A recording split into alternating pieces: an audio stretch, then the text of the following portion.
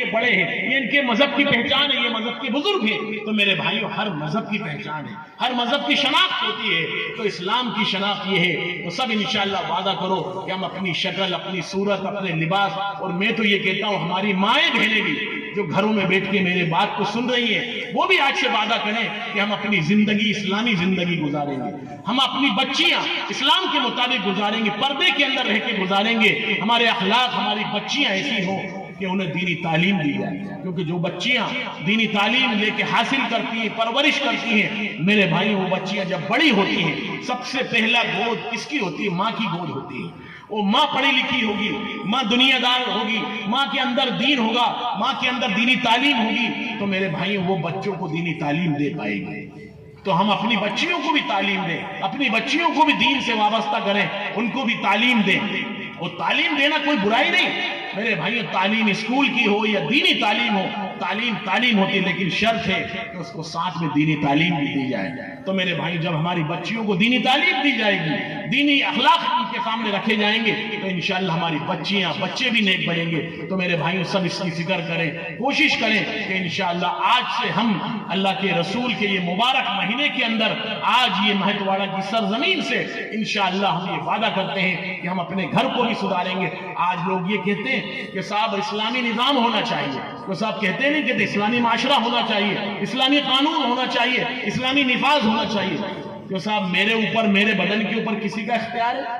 میرے اوپر میرا اختیار ہے کہ میں صاحب داڑھی لگاؤں، ٹوپی پہنوں، اسلامی کرتا پہنوں، شلوار پہنوں، کہ صاحب یہ اسلام میرے اوپر آ گیا نہیں آ گیا؟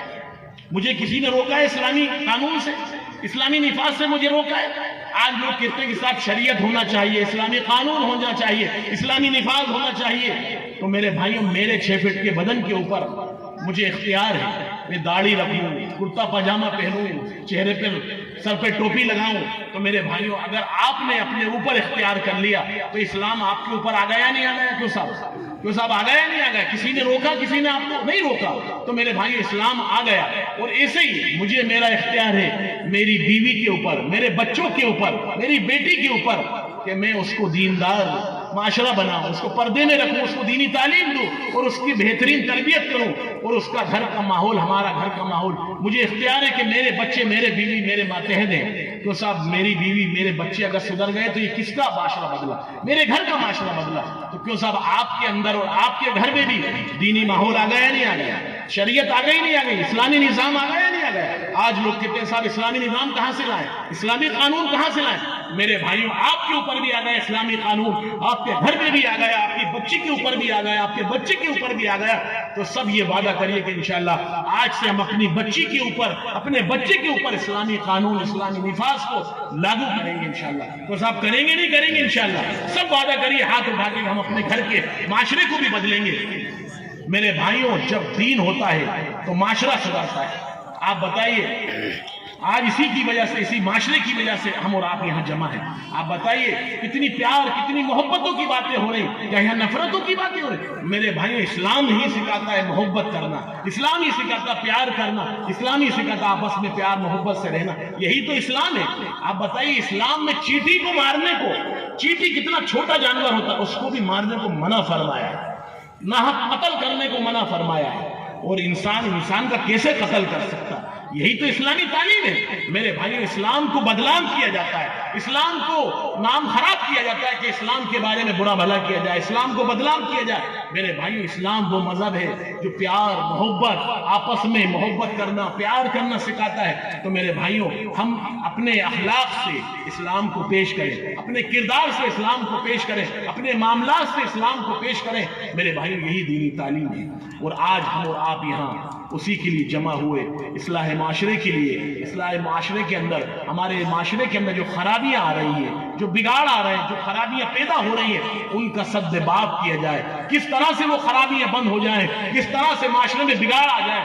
آج ہمارے معاشرے کے اندر بلا وجہ بیجا فضول شادیوں میں خرچہ کیا جاتا ہے۔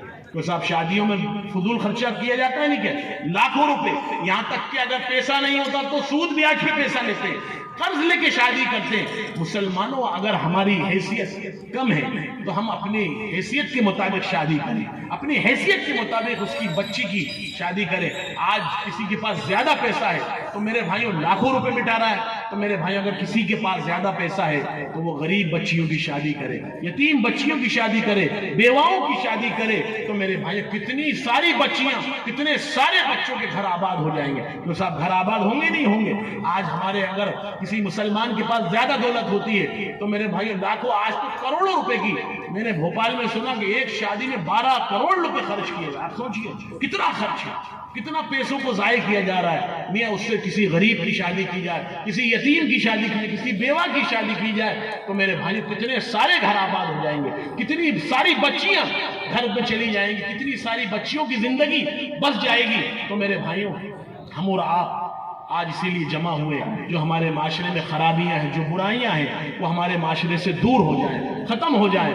اور میرے بھائیوں اس کے لیے ہم اور آپ اللہ نے یہاں جمع کیا، اور یہ مہت واڑہ کی سرزمین کے اوپر آج یہ اصلاح معاشرے کا جلسہ ہوا۔ اللہ تعالی ہم سب کو جزائے خیر نصیب فرمائے، اس لیے کہ وقت بھی زیادہ ہو رہا ہے، اور ہمارے مہمان اندور سے تشریف ہے مولانا مفتی عالمگیر صاحب، ان کا بھی بیان ہونا ہے، پھر اس کے بعد شاید اور بھی ہوگا۔ تو میرے بھائیوں میں اپنی بات کو زیادہ طویل نہ کرتے ہوئے میں اپنی بات کو یہی ختم کرتا ہوں۔ پھر ایک بار آپ تمام حضرات کا میں تہہ دل سے شکریہ ادا کرتا ہوں۔ آپ نے جس لگن سے، جس محنت سے استقبال کیا، اور یہ جو پروگرام منعقد کیا، اور جن لوگوں نے، اور جن ذمہ داروں نے، اور ہمارے صدر یہاں کے مسجد کے یا کمیٹی کے جو بھی ہیں، ان سب کو اللہ تعالیٰ جزائے خیر نصیب فرمائے، اور ہمارے تمام مسلمانوں کو اس کا اجر عظیم عطا فرمائے۔ اور میرے بھائیوں اصل تو بدلہ اللہ تعالیٰ قیامت کے دن ملے گا، یہ دنیا کے اندر کوئی نہیں دے سکتا اس کا بدلہ۔ اللہ تعالیٰ جب جنت ہوگی وہاں پہ اعمال نامہ پیش کیا جائے گا کہ تم نے یہ کیا، تم نے غریبوں کے لیے کیا، تم نے علماء کا یہ کیا، تم نے کسی بیوہ، کسی غریب کے لیے، کسی یتیم کی شادی کی، کسی بیوہ کی شادی کی۔ جیسے ہمارے پاس آج بینک کا اسٹیٹمنٹ آتا ہے نہیں آتا کہ صاحب یہ اکاؤنٹ اتنے پیسے لیے، اتنے دیے، تو اللہ تعالیٰ ایسے ہی جنت کے دن آپ کا پورا اکاؤنٹ اور آپ کا پورا بایو ڈاٹا لائے گا نہیں لائے گا؟ آپ بتائیے، آج تو بڑا سمجھانا آسان، یہ موبائل ہے، بغیر کسی نیٹ ورک کے، بغیر کسی تعلق کے یہ موبائل کام کر رہا ہے۔ اگر اس کا نیٹ ورک بند ہو جائے تو صاحب یہ موبائل بیکار ہو جاتا ہے۔ تو اللہ کے لیے کیا بعید ہے کہ اللہ تعالیٰ دنیا کے اندر بھی اور جنت کے اندر بھی ہمیں اس چیزوں کو بتائے گا اور دکھائے گا کہ یہ تمہارے اعمال ہوئے، یہ چیزیں کی۔ تو میرے بھائیوں میں اور تمام مسلمانوں کا اور تمام اہل بستی کا، ہمارے ہندو بھائیوں کا، تمام لوگوں کا تہہ دل سے شکریہ ادا کرتا ہوں، اور اپنی بات کو ختم کر اللہ سب کو جزائے خیر نصیب فرمائے۔ وآخر دعوانا الحمدللہ۔ عزیز دوستو،